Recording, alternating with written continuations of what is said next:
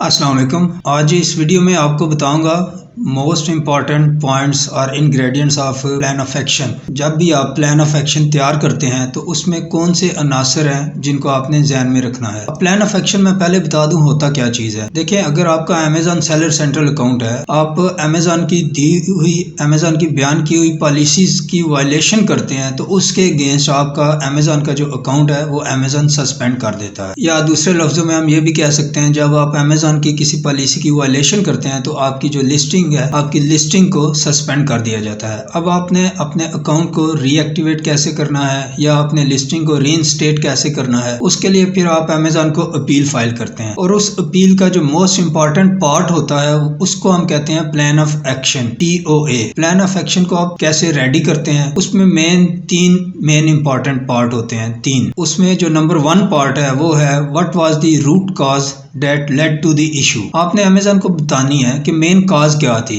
ये मेन काज थी जिसकी वजह से हमारा अकाउंट सस्पेंड हुआ है। आपने उस काज को आइडेंटिफाई करना है अमेजॉन को कि भाई ये इशू हुआ था जिसकी वजह से मेरा अकाउंट सस्पेंड हुआ है। आपने अमेजॉन को क्लियरली फैक्ट्स बताने हैं, मेन काज बतानी है कि भाई ये फैक्ट्स थे, ये मेन इशू थे जिसकी वजह से ये प्रॉब्लम अराइज हुई है और मेरा अकाउंट सस्पेंड हुआ है। वो जो क्रिटिकल फैक्टर्स थे वो आपने फर्स्ट पॉइंट में बताने हैं। जो भी मेन क्रिटिकल फैक्टर्स थे वो आपने इस पॉइंट में बताने हैं अमेजॉन को। फिर प्लान ऑफ एक्शन का जो सेकंड पार्ट है, सेकंड पॉइंट है, वो है about your actions, about your measures, कि आपने कौन से ऐसे एक्शंस किए हैं या मेयर्स अपनाए हैं जिसकी वजह से आपका ये इशू रिसॉल्व कर दिया गया है। अमेजॉन आपका अकाउंट सस्पेंड करता है। नंबर 1 पे आपने उसको बताना है root cause of the issue, कि भाई ये मेन कॉज थी जिसकी वजह से ये इशू अराइज हुआ है। नंबर 2 पे आपने उसको एक्शन के बारे में बताना है कि मैंने ये एक्शन करते हुए इस प्रॉब्लम को सॉल्व कर दिया है, अब मजीद मुझे ये प्रॉब्लम पेश नहीं आएगी, मैंने इस प्रॉब्लम को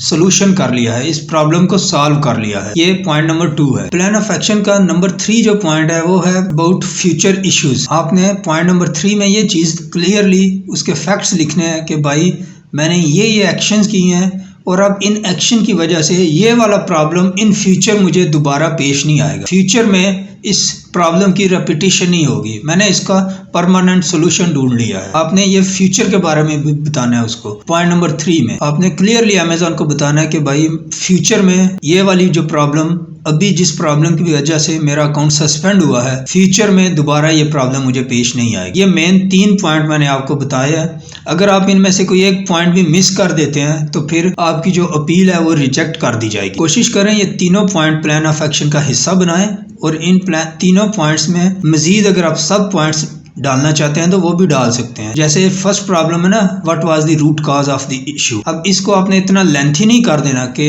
25-30 लाइनों का एक पैराग्राफ बना दें। पैराग्राफ मैक्सिमम 4-5 लाइंस का दें, उसके बाद नीचे पॉइंट्स लिखना शुरू कर दें। इसी तरह पॉइंट नंबर 2 में जब आप एक्शंस के बारे में बताते हैं या मैंने ये मेयर्स किए हैं जिसकी वजह से मेरी ये प्रॉब्लम सॉल्व हो गई है, तो उसमें भी आप 3-4 लाइनों का पैराग्राफ लिखें बस। अगर मजीद लिखना है तो फिर पॉइंट्स में चले जाएं। पैराग्राफ को 3-4 मैक्सिमम 5 लाइनें, इससे ज्यादा इंक्रीज ना करें। इसी तरह जब आप पॉइंट नंबर 3 में to prevent this issue in future, कि मैंने ये प्रॉब्लम सॉल्व की है, फ्यूचर में मुझे ये प्रॉब्लम दोबारा पेश नहीं आएगी, पॉइंट नंबर 3 में भी आप 3-4 लाइनों का पैराग्राफ लिखें। उसके बाद नीचे जो आपने पॉइंट्स लिखने हैं, मजीद अगर कुछ लिखना चाहते हैं तो वो पॉइंट्स में लिख दे, नंबर्स में लिख दे, बुलेट पॉइंट्स में लिख दें। जब आप फर्स्ट अपील फाइल करते हैं, यहाँ मैं एक बड़ी इंपॉर्टेंट बात आपको बता दूं कि जब आप फर्स्ट अपील फाइल करते हैं तो उसमें 99% चांसेस होते हैं आपकी लिस्टिंग रीइंस्टेट कर दी जाएगी। अगर आप प्लान ऑफ एक्शन में कोई चीज मिस कर देते हैं तो आपकी अपील रिजेक्ट हो जाएगी। ऑब्वियसली आप सेकंड अपील में चले जाएंगे। सेकंड अपील में आपके अकाउंट रीएक्टिव होने के चांसेस कम होते हैं। अगर सेकंड अपील भी रिजेक्ट हो जाए तो थर्ड अपील में आपकी लिस्टिंग रीइंस्टेट होने के चांसेस और कम हो जाते हैं। इसलिए कोशिश करें कि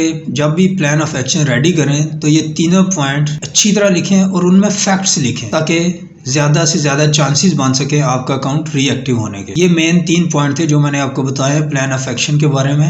उम्मीद करता हूँ आपको ये वीडियो पसंद आई होगी। इस वीडियो को लाइक करें और चैनल को सब्सक्राइब करें ताकि अकाउंट सस्पेंशन के हवाले से जो मैं मजीद वीडियो बना रहा हूँ उनका नोटिफिकेशन आपको बर वक्त मिलता रहे। Thank you.